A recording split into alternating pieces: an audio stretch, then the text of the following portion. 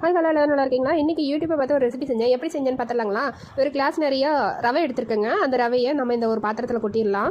அப்புறம் அதே கிளாஸில் ஒரு கிளாஸ் அளவுக்குங்க பால் எடுத்துருக்கேங்க. இந்த கிளாஸில் ஒரு கிளாஸ் பால் எடுத்து இதில் ஊற்றி நல்லா ஒரு 10 நிமிஷம் ஊற வைக்க சொல்லியிருந்தாங்க. சரி, இன்னும் 10 நிமிஷம் ஊற வச்சுருந்துங்க. நல்லா ஊறட்டோம்னு இப்போ நல்லா ஊறிடுச்சுங்க. எடுத்து பார்த்தேன் பால் இல்லை, நல்லா கெட்டியாக வந்துருச்சு. இப்போ பார்த்தீங்கன்னா இதை ஒரு மிக்ஸ் பண்ணிவிட்டு நம்ம மிக்ஸி கப்புக்கு மாற்றிடலாங்க. மிக்ஸி கப்புக்கு மாற்றி அதே கிளாஸில் ரவை எடுத்து அதே கிளாஸில் ஒரு கிளாஸ் அளவுக்கு நாட்டு சக்கரை எடுத்துருக்கேங்க.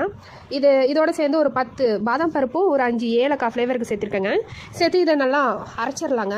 இப்போ இதை நல்லா அரைச்சி பார்த்தேன், நல்லா டேஸ்ட்டாக வந்துருந்துச்சு. இப்போ அதே கிளாஸில் நம்ம ரவை எடுத்து அதே கிளாஸில் ஒரு கிளாஸ் அளவுக்கு கோதுமை மாவுங்க, அதையும் இதோட சேர்த்துடலாம். அப்புறம் அதே கிளாஸில் ஒரு கிளாஸ் அளவுக்கு பச்சரிசி மாவு, இதையும் இதோட ஒன்றா சேர்த்து நம்ம கொஞ்சம் ஒரு அரை கிளாஸ் அளவுக்கு பாலுங்க, மறுபடியும் ஒரு அரை கிளாஸ் ஊற்றி நல்லா மைய வச்சு, இது மையாதுங்க, இன்னும் ஒரு கிளாஸ் பால் ஊற்றணும். நான் ஊற்றிட்டேன் மையம் போதே.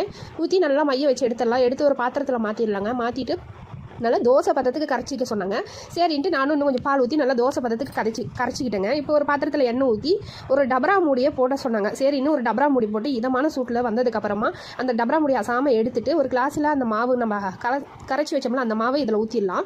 ஊற்றிட்டு அப்படியே இதமான சூட்லேயே நல்லா வேக வைக்க சொல்லியிருந்தாங்க. நல்லா வெந்துச்சுன்னா நல்லா புஷ்ஷுன்னு பூரி மாதிரி உப்பி வரும்னு சொல்லியிருந்தாங்க. இதோ பாருங்கள், நல்லா புஷ்ஷுன்னு வந்துருந்துச்சு. சரி, இதே மாதிரி நம்மளும் செய்யலான்னு நானும் எண்ணெய் ஆட்டி எடுத்து பார்த்தேங்க. ஆனால் வரவே இல்லை. அப்படியே அதிர்சம் மாதிரி சப்பளிச்சு போய் தாங்க இருந்துச்சு. இதெல்லாம் நமக்கு செட் ஆகாதுன்ட்டு அதே மாவில் 2 முட்டையை நல்லா அடித்து விட்டு இதில் ஊற்றிட்டேங்க. ஊற்றிட்டு நான் ரொம்பவே ஏமாந்துட்டேங்க அது மாதிரி வரும்னு. ஆனால் வரவே இல்லை.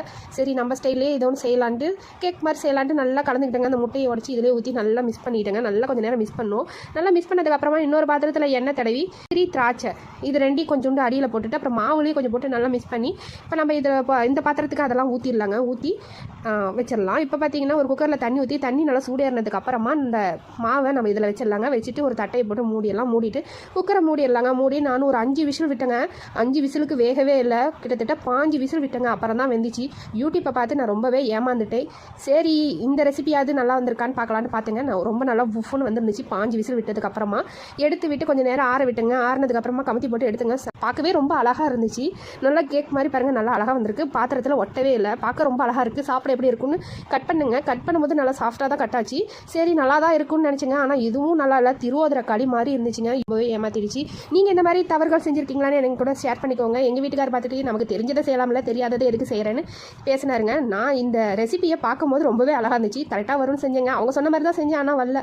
ஓகே, பாய்.